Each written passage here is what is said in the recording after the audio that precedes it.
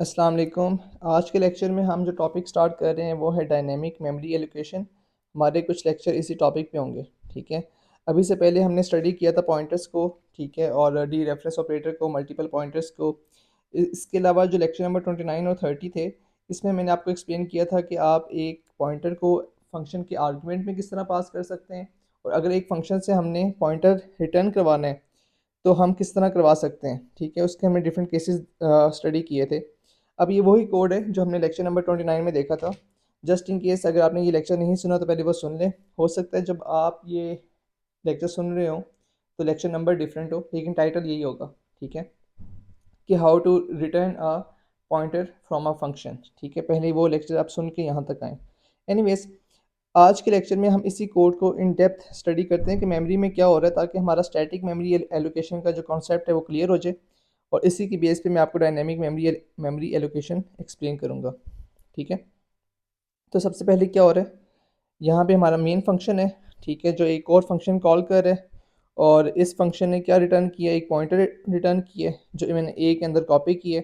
जब मैं ए को यहाँ पे सी आउट कर रहा हूँ तो मेरे पास एड्रेस आएगा। ठीक है। और एड्रेस आएगा। जब मैं इसे डी रेफर करके सी आउट करूँगा तो मेरे पास एक वैल्यू आनी चाहिए। ठीक है, लेकिन ये वैल्यू आई नहीं थी। द रीज़न इज़, जो हमें एड्रेस मिला है वो एक लोकल वेरिएबल का था। डेट्स वाई हमें एक अनडिफाइंड बिहेवियर यहाँ पे मिला था। ऐसा क्यों हुआ था, उसकी रीज़न क्या थी, वो आज हम स्टडी करेंगे। ठीक है। तो ये तो जो मेन का कोड है काफ़ी आसान था, लेकिन बिहाइंड द सीन हुआ क्या रैम के अंदर, उसको स्टडी कर लेते हैं। अभी से पहले मैंने आपको बताया था कि जो भी फंक्शन होते हैं वो मेमोरी के अंदर लोड होते हैं। ठीक है। लेकिन पहले मैंने आपको ये नहीं बताया था कि मेमोरी की भी पार्टीशनिंग होती है। इट मीन्स कि आपकी जो रैम है जिसमें सारे फंक्शंस लोड या अनलोड हो रहे हैं, वो उसमें सिर्फ ये काम नहीं हो रहा, एक रैम की मल्टीपल पार्टीशनिंग होती है। वैसे तो ज़्यादा होती हैं, लेकिन हम जो स्टडी कर रहे हैं वो सिर्फ दो हिस्से हैं, दो पोर्शंस हैं। एक होती है हीप, जो हमारे हमारे नेक्स्ट लेक्चर का कंटेंट है। ठीक है, इस पर अभी फ़िलहाल नहीं आऊँगा। जो दूसरा पोर्शन होता है जिसको हम स्टडी कर रहे हैं वो है स्टैक। ठीक है, ये रैम के ही दो हिस्से हैं। अब इसको मैंने पहले एक्सप्लेन किया था। इनफैक्ट जो प्रोग्रामिंग फंडामेंटल से लेकर अभी तक जो हम स्टडी करते आ रहे हैं, जो मेमोरी के कॉन्सेप्ट थे, वो स्टैक की बात हो रही थी। ठीक है। अभी के एग्जांपल के अकॉर्डिंग सबसे पहले हमारा मेन फंक्शन कॉल हुआ है, तो जो मेन है वो मेमोरी के अंदर लोड हो जाएगा। ठीक है, तो मैं इसको यहाँ पे हाईलाइट कर देता हूँ। हमारे पास ये मेन फंक्शन है। ठीक है, साइड पे लिख देते हैं।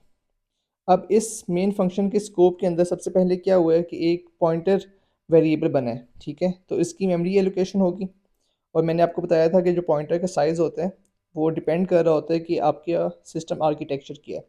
तो ये स्टैटिक ए की मेमोरी एलोकेशन है। फ़िलहाल इसकी कोई वैल्यू नहीं है। क्यों? क्योंकि यहाँ पे फंक्शन कॉल हुआ है और वो वैल्यू मिलने का इंतज़ार कर रहा है जब तक अपनी फंक्शन एग्जीक्यूशन कंप्लीट नहीं कर लेता। ये स्टैटिक ए की जो असाइनमेंट है वो नहीं होगी। राइट। अब आते हैं हम इस फंक्शन पे। क्योंकि अब फंक्शन कॉल हुआ है तो ये मेमोरी के अंदर पहले लोड होगा। ठीक है, लेकिन मेमोरी की जब बात करता हूँ तो स्टैक में लोड हो रहा है, हीप की बात नहीं हो रही। हीप हमारे अगले लेक्चर का कंटेंट है। ओके। तो हमारे पास ये सेकंड फंक्शन कॉल हुआ है, स्टैक के अंदर ये लोड हो जाएगा, और इस फंक्शन का नाम है गेट लोकल एड्रेस। ठीक है, इसको मैंने शॉर्ट फॉर्म में लिखे। अब इसमें क्या हो रहा है कि सबसे पहले पहले हमारे पास एक वेरिएबल बनेगा इंट एक्स, जो हमारा एक लोकल वेरिएबल है। ठीक है। इसके बाद एक पॉइंटर बनता है जो एक्स का एड्रेस स्टोर करता है, और उसके बाद पीटीआर जो है वो रिटर्न हो रहा है। तो मेमोरी में क्या होगा, इसको देख लेते हैं। मेमोरी में क्या होगा, सबसे पहले एक वेरिएबल बना है एक्स, 4 बाइट्स इंटीजर की। ठीक है, और इसकी वैल्यू है 10। दूसरे हमारे पास एक पीटीआर बना है। ठीक है, तो पीटीआर एक सेपरेट मेमोरी लोकेशन है जिसको मैं थोड़ा सा ना हाईलाइट किया है। और यहाँ पर इसकी जो वैल्यू है वो बेसिकली एक्स का एड्रेस है, जिसको मैं अब डिफरेंट कलर से डिनोट कर देता हूँ ताकि हमारे लिए कन्फ्यूजन ना हो, और इसको मैं रेस कर रहा हूँ। ठीक है, और पीटीआर की वैल्यू क्या है, फॉर एग्ज़ाम्पल FF50। ठीक है, ये बेसिकली हमारे एक्स का एड्रेस था। ठीक है, FF50 हमारे एक्स का एड्रेस है जो पीटीआर ने अपने अंदर स्टोर किया है। ठीक है। उसके बाद हमारे पास रिटर्न स्टेटमेंट आई है, और पीटीआर लाइक जो एक्स का एड्रेस है वो रिटर्न हो जाएगा। रिटर्न होके वहाँ पहुँचेगा जहाँ से फंक्शन कॉल हुआ था, लाइक यहाँ पे। और FF50 जो हमारी हमारी एग्जांपल की अकॉर्डिंग है, ठीक है, वो कॉपी हो जाएगा ए के अंदर। तो इसको मैं लिख देता हूँ यहाँ पे कि हमारे पास जो ए की वैल्यू अभी इनिशलाइज नहीं हुई थी वो अब इनिशलाइज हो जाएगी, और इसमें वैल्यू क्या जाएगी, एफ 50, जो बेसिकली फंक्शन से रिटर्न हुई है। लेकिन ये जो फंक्शन है इसने अपनी एग्जीक्यूशन कंप्लीट कर ली है, ठीक है, ये एग्जीक्यूशन कंप्लीट हो गई है। तो ये जो फंक्शन लोड हुआ था मेमोरी के अंदर वो अनलोड हो जाएगा, ठीक है। तो इसको मैं इस तरह डिनोट करता हूँ कि ये जो फंक्शन लोड हुआ था मेमोरी के अंदर, इसको हम करते हैं डी एलोकेट। मैं रेस कर देता हूँ, ठीक है, ओके। अब रिटर्न होके हमारे पास वापस आ गया।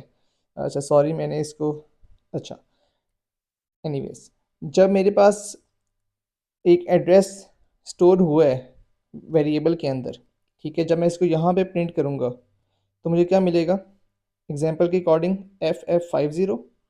इस बात से एग्री करते हैं, बिल्कुल होगा। लेकिन जब मैं स्टैटिक ए करूँगा तो FF50 पे जो वैल्यू है हमें वो मिलेगी। मेमोरी में क्या हो रहा है कि जो एक एड्रेस एक्स का हुआ करता था, ठीक है, यहाँ पे वो एक्स जो है वो डीएलोकेट हो गया। डीएलोकेट होने का मतलब ये नहीं है कि वो मेमोरी से डिस्ट्रॉय हो गया। इट मीन्स कि अब हमारा ऑपरेटिंग सिस्टम इस मेमोरी एड्रेस को किसी और पर्पज़ के लिए इस्तेमाल कर सकता है, किसी और प्रोसेस के लिए इस्तेमाल कर सकता है। तो जब हम स्टैटिक ए करेंगे, ठीक है, यहाँ पे जो सी आउट स्टेटमेंट लिखी हुई है, तो हमें एक अनडिफाइंड बिहेवियर मिलेगा, कोई गार्बेज वैल्यू मिल सकती है। क्यों?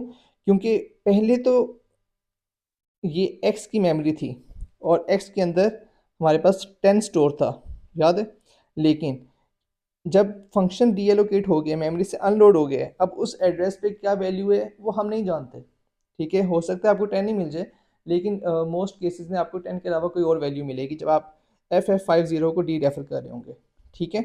क्योंकि ये इशू हाईलाइट करने के लिए मैंने आपको सारा कॉन्सेप्ट एक्सप्लेन किया है कि हमारे पास जितने फंक्शंस हैं वो मेमोरी में लोड हो रहे होते हैं, लेकिन मेमोरी के स्टैक वाले पोर्शन में लोड होते हैं, ठीक है। एक बात आपने ये याद रखनी है कि स्टैक वाले पोर्शन के अंदर ये सारी लोडिंग और अनलोडिंग हो रही होती है, ठीक है। एक मेमोरी का दूसरा हिस्सा होता है हीप, इसको हम अगले लेक्चर में स्टडी करेंगे। जितने फंक्शंस कॉल हो रहे होते हैं वो एक स्टैक बिल्ड कर रहे होते हैं, ठीक है। जब वो रिटर्न करते हैं, ठीक है, तो वो मेमोरी से अनलोड हो जाते हैं, ठीक है। कोई लोकल वेरिएबल किसी ने बनाया है और उसका एड्रेस रिटर्न कर भी थे, जब आप उसको डी रेफर करेंगे तो आपके पास गार्बेज वैल्यू मिलेगी। क्यों? क्योंकि वो जो एड्रेस है हमारा ऑपरेटिंग सिस्टम डी एलोकेट होने के बाद किसी और पर्पज़ के लिए इस्तेमाल कर सकता है, ठीक है।